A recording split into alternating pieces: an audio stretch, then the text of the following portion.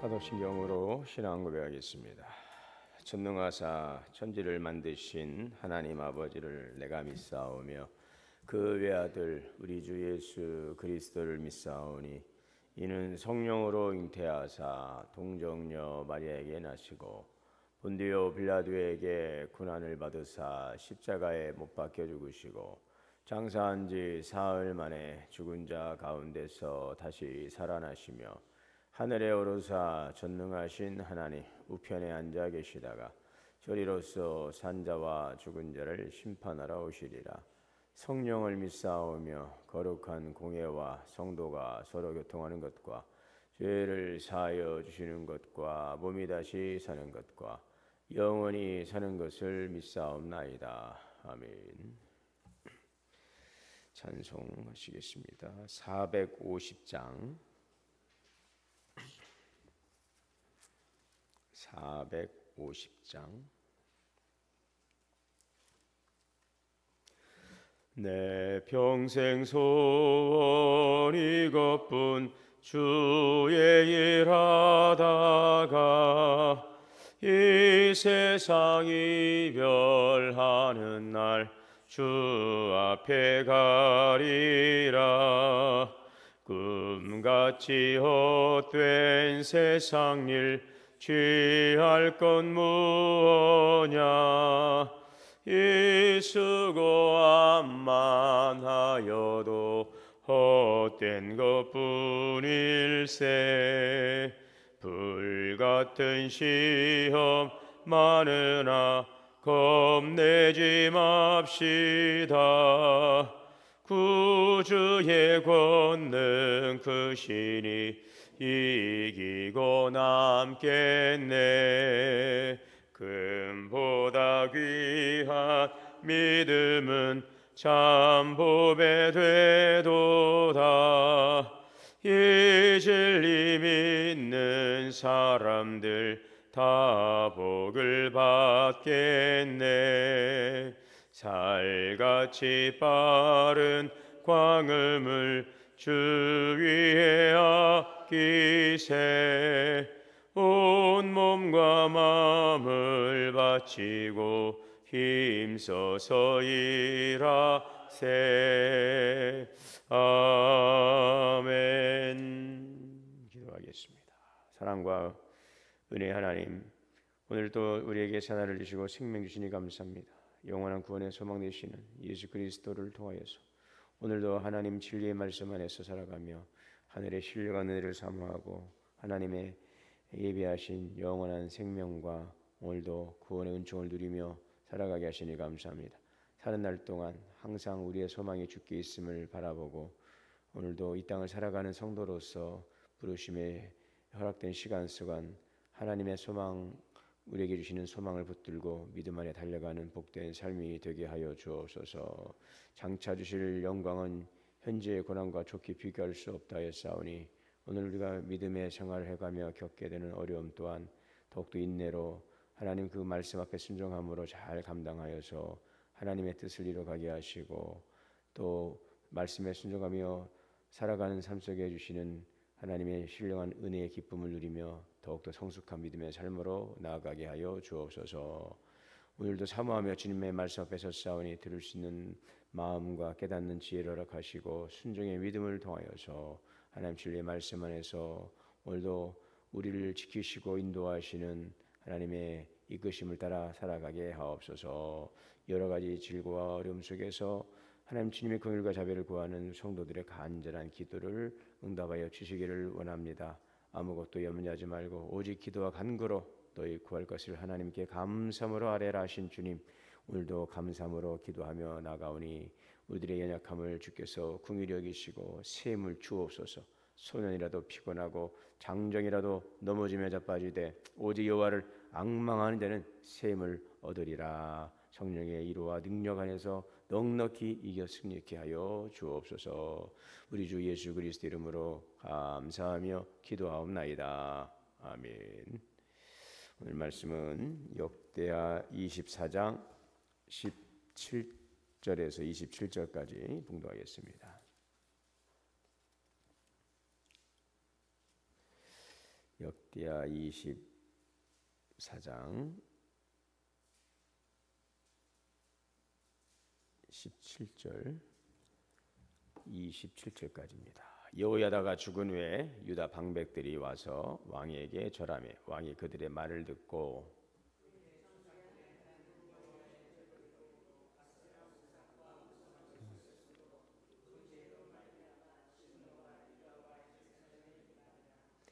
그러나 여호와께서 그들에게 선지자를 보내사 다시 여호와에게로 돌아오게 하려 하시며 선지자들이 그들에게 경고하였으나 듣지 아니하니라.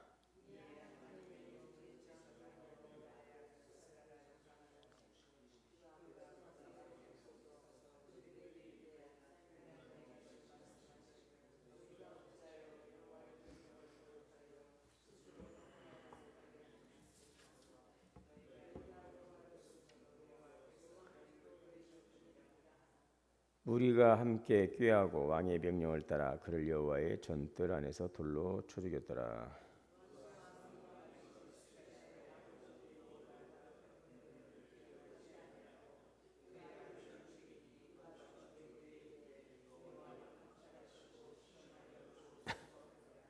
(1주년) 말에 아람 군대가 요아스를 치려고 올라와서 유다와 예루살렘에 이르러 백성 중에서 모든 방백들을 다 죽이고 노력한 물건을 다메섹 왕에게로 보내니라.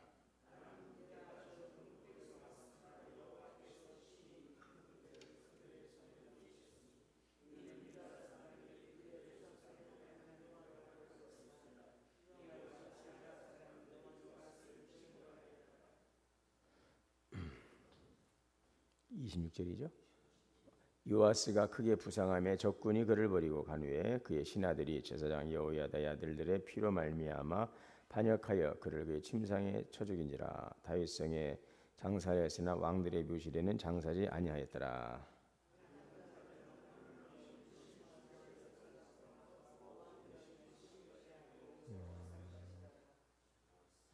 요아스의 아들들의 사적과 요아스가 중대한 경책을 받은 것과 하나님의 전을 보수한 사적은 다 열왕기의 주석에 기록되니라. 그의 아들 아마샤가 대신하여 왕이 되니라. 아멘. 하나님의 은혜와 평강이 우리 모두에게 충만하시기를 주의 이름으로 축원합니다. 네, 이제 오늘 17절에 여호야다가 죽은 후에 유다 방백들이 와서 왕에게 절하매 왕이 그들의 말을 듣고 지금 오늘 이야기는 그 요아스 왕에 대한 이야기죠. 요아스 왕은 그 남유다의 8대 왕입니다. 남유다의 8대 왕인데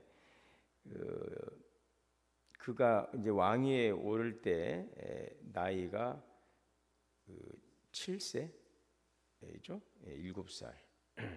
24장 1절에 보면은 이게 아주 어린 나이에 왕이 됐죠. 7살에 왕이 되었어요. 그 왕이 되게 된 경위도 좀 하나님의 은혜죠. 그 아달랴 그 할머니예요. 근데 아달랴가 저기 북이스라엘 아합 왕의 딸인데 이 남녀들이 시집을 와가지고 아들이 죽고 나서 그 예후에 의해서 아들 죽고 나서 아하샤가 전쟁에 참여했다가 그 예후에 의해서 이제 죽임을 당하고 이제 그 어떻게 하다 왕이 됐어요. 그러면서 다윗 왕가의 씨를 다 말리려고 그 아들들도 죽여버리고 자기가 아니 왕이 돼 버렸는데 왕이 되어서는 안 되는 인물인데 어쨌든 왕이 되었어요. 그 여호람의 이제 아내였고요. 아하샤의 어머니였는데 아들 아하샤가 죽고 나서 2차에 그냥 유다 왕가를 다 다윗의 씨를 다 쓸어버리고 본인이 왕이 되었는데 이 아달랴가 8년을 통치하죠. 8년을 통치하는데 이제 예후의 반정 때 이제 여러 가지 이제 변화되는 일들 속에서 왕이 되었지만 아달랴가 8년 만에 이제 그 자리에서 내려오게 됩니다. 그때의 그 유다 왕가의 다 씨를 다 멸할 때 그 요아스라고 하는 손주예요. 손자인데 그 유모에 의해서 그 아주 극적으로 살아남게 되죠. 그래서 유모와 함께 성전으로 피신해 있다가 제사장 그 여호야다의 보호를 받으면서 자라나게 됩니다.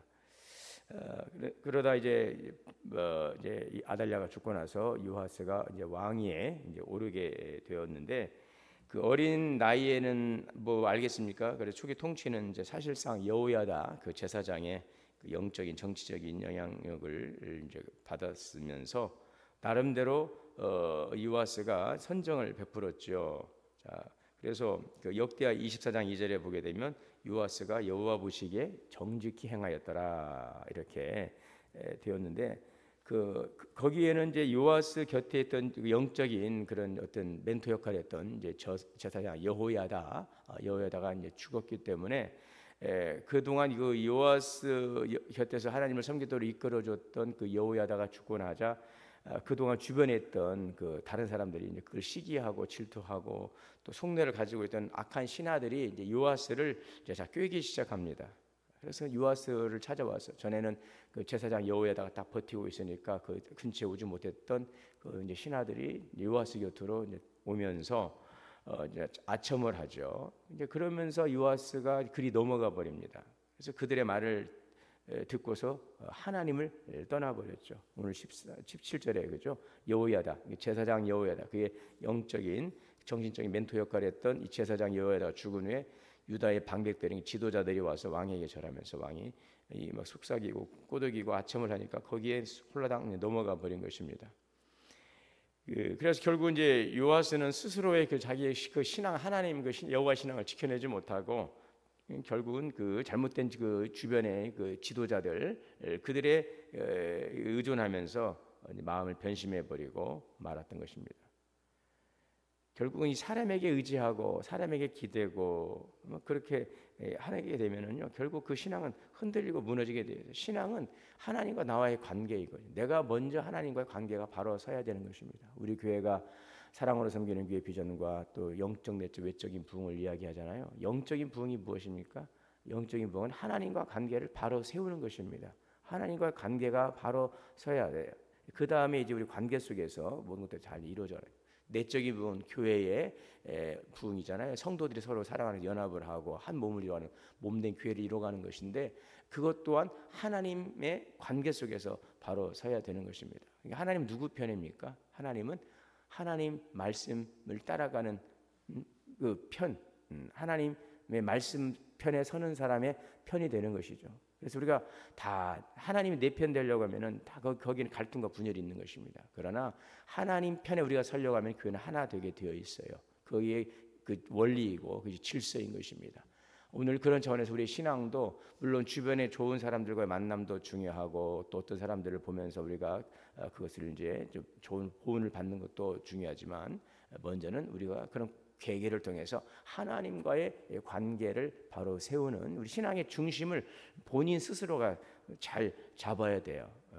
친구 따라 강남 가지만 친구 따라 교회 오지만 그러나 그 기회를 통해서 내가 하나님을 만나고 내가 고백하는 예수님께서 제자들에게 사람들이 나를 누구라 하느냐 주는 그리스도시요 살아계신 하나님의 아들이십니다. 너희는 나를 누구라 하느냐 너희는 나를 누구라 하느냐 오늘 나에게 묻는 것입니다. 우리의 신앙은 하나님과 나와의 관계인 것입니다.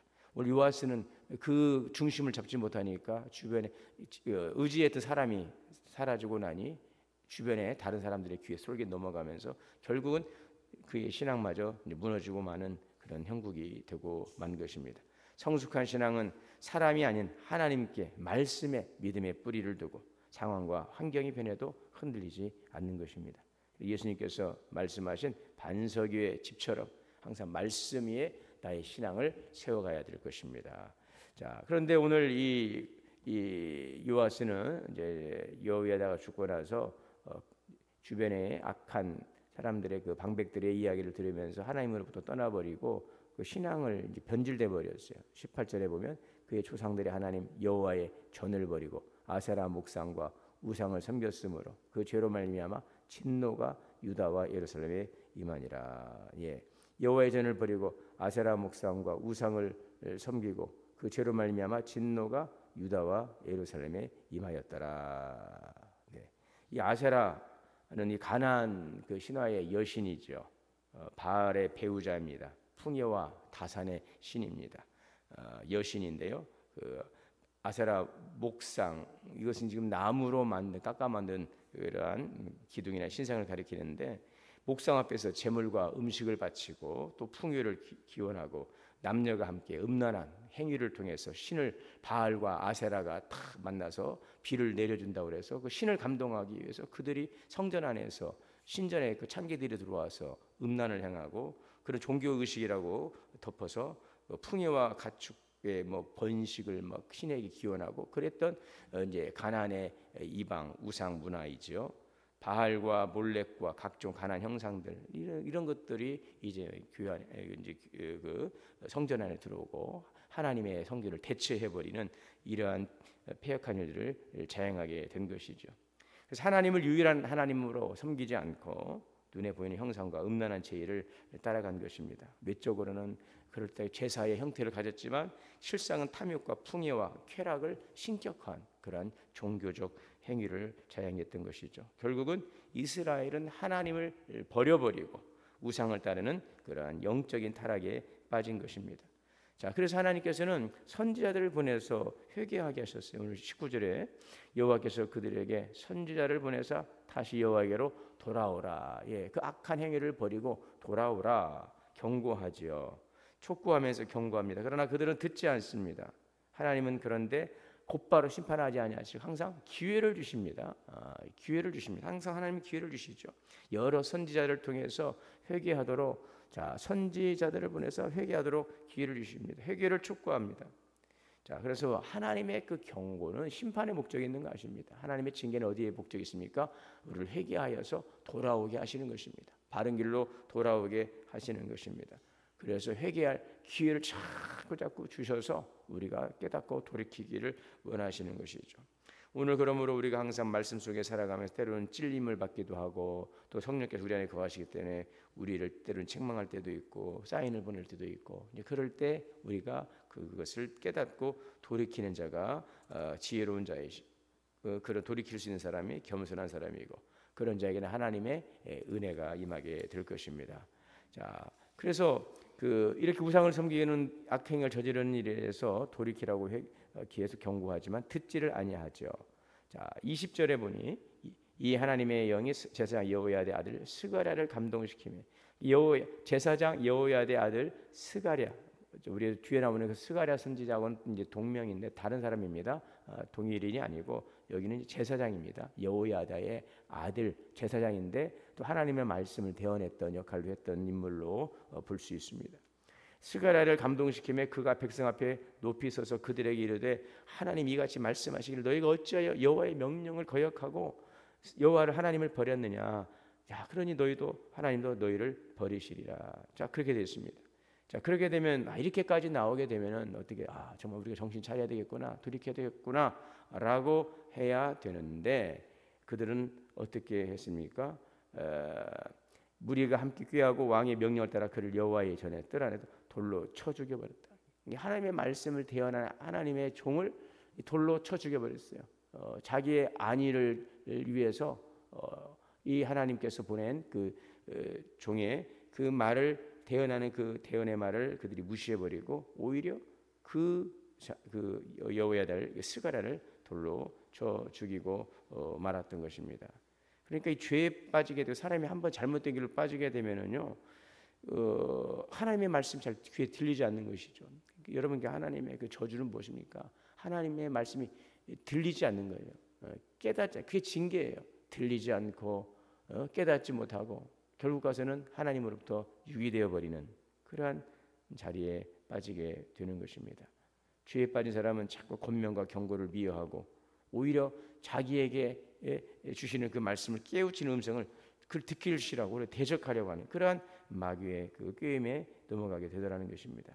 때로는 내 귀에 아픈 말이 있고 또 내 마음을 찌르는 말이 있고 때로는 우리를 책망하는 말이 그 불편하게 할 수 있지만 때로는 그것이 우리를 살리는 은혜다 하는 것입니다. 우리가 병원에 가서 치료를 받고 할 때에도 여러분 아픔이 있죠. 수술하고 치료하고 할 때 그런 것들을 하지 않으면 오늘 우리가 그 문제를 해결할 수 없는 것처럼 하나님의 말씀의 검이 우리에게 치료할 때에 때로는 우리를 상처를 치료할 때에 또 잘못된 것을 제거해내고 또 꼬매기도 하고 제거해내기도 하고 이러한 것들이 불편하기도 하고 아픔이 있고 찔림이 있을지라도 그것을 우리가 나를 치료하시는 말씀으로 여기고 그것을 받아들인다면 그것은 나를 살리게 되는 것이고 그것을 거절하고 그것을 멀리하게 되면 결국은 우리 스스로가 하나님의 은혜로부터 멀어지는 자가 되는 것입니다.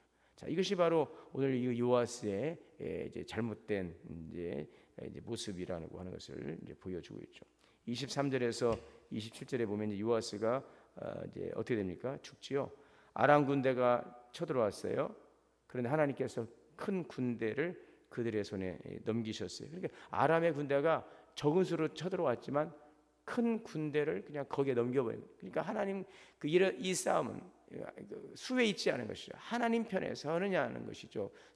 군사의 수에 많고 그들의 어떤 전력에 의해서 이 싸움이 결정되는 것이 아니라 하나님 편에 서느냐가 중요한 거죠. 아무리 적은 수라 할지라도 오늘 어떻게 됩니까? 그들이 하나님의 말씀을 떠나버리고 하나님께서 그들을 버리시기로 결정해 버리니까 아람의 군대보다 이 유다의 수가 더 많지만 결국 이 싸움에서는 패배할 수밖에 없는 것이죠.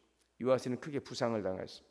신하들이 여호야다의 아들 피를 기억하며 그를 반역해가지고 그러게 되니까 참 그렇죠. 그러나니까 그때 또 반역을 해버립니다. 그러면 결국은 요아스를 침상에서 죽여버렸어요.